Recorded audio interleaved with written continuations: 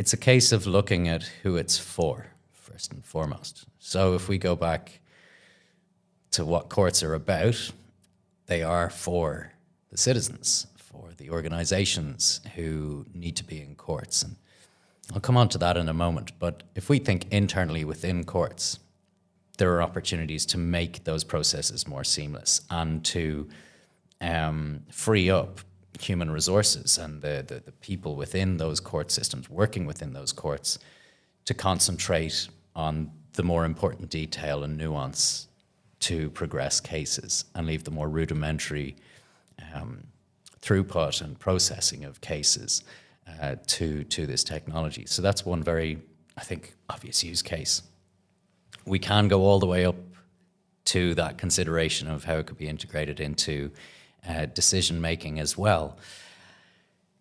That's where the controversies can really start to emerge. And actually using it in a judge's deliberation chambers becomes risky, but there is maybe some degree of consideration necessary there as well, given that it's already being used in many, many different jurisdictions. Just by way of example, the Council of Europe have what's called the Resource Centre on Cyber Justice and Artificial Intelligence, and they provide a database identifying tools around Europe for both lawyers, for public information, for judges, and there are already, it would seem, at least within that database, 34 decision support tools specifically for judges in European jurisdictions.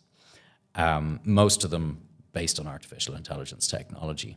So this is happening. We see it, the rise of it in China as well, where the government has mandated integrating artificial intelligence systems for decision-making pretty much wholesale across the board for, I suppose that the agenda there is to make decision-making more consistent. There are tools that are effectively to provide alarm bells or buffers or guardrails when a judge makes a decision that strays or deviates from the norm, which is very conceptually, I think, risky.